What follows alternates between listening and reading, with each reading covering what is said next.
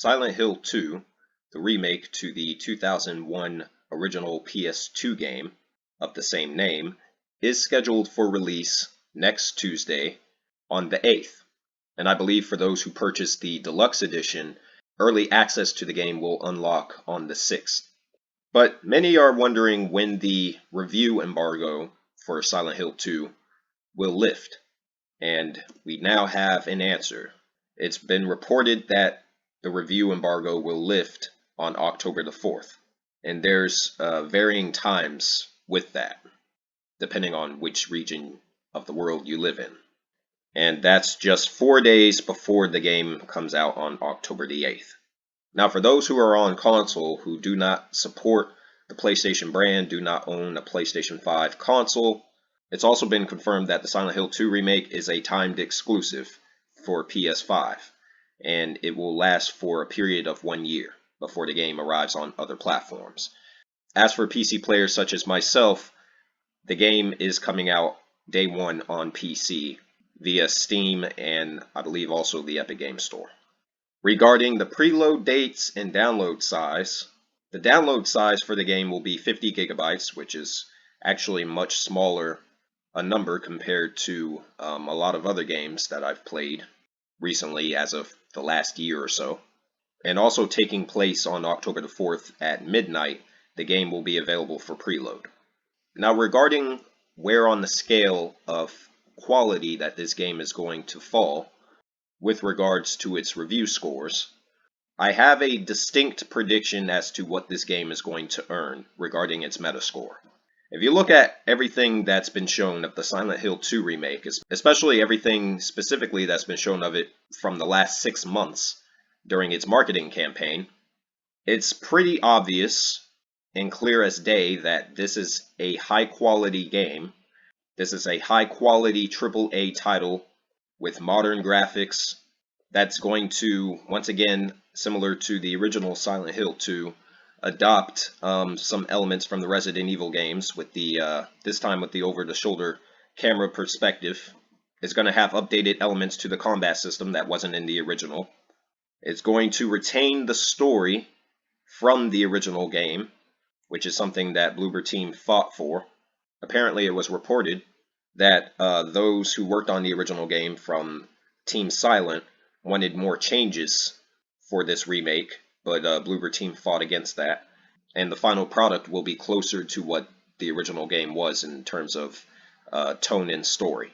So given everything that's been seen of the Silent Hill 2 remake, again, especially from over the last 6 months, I predict that this game is going to get a low 9. It's going to get anywhere between a high 8 to a low 9. But if I had to pick one or the other, I would say it's going to get a low 9.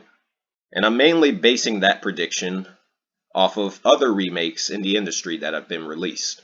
We look at the Resident Evil remakes. Resident Evil 2 got a 91 back in 2019. Last year, in 2023, Resident Evil 4 got a 93.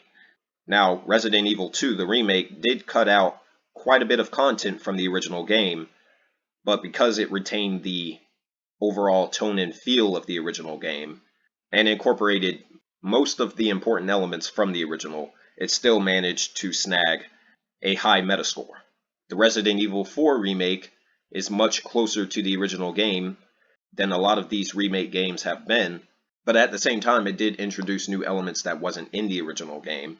A lot of creative and unique ideas that actually helped elevate the experience, and that's what helped it snag a 93 on Metacritic, and it also became a nominee for Game of the Year last year.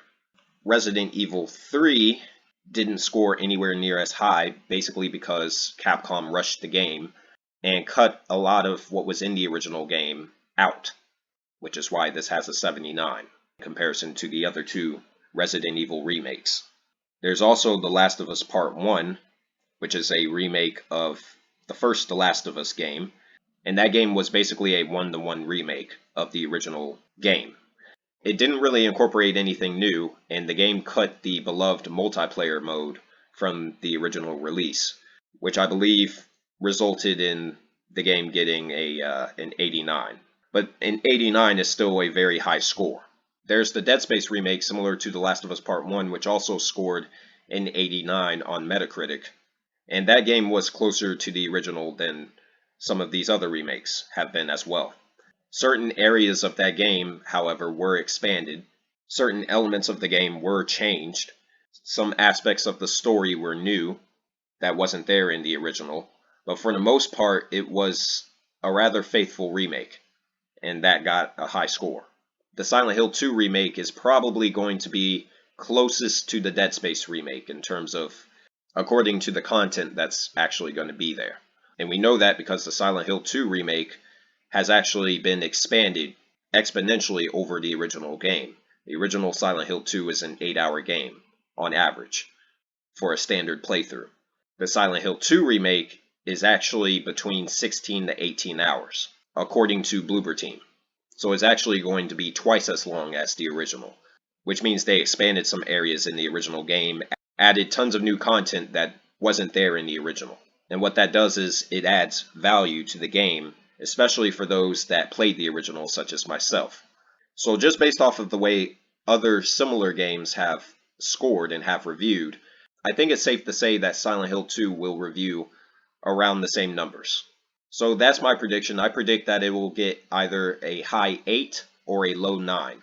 And I believe a low 9 is more likely what the game is going to receive with its reviews.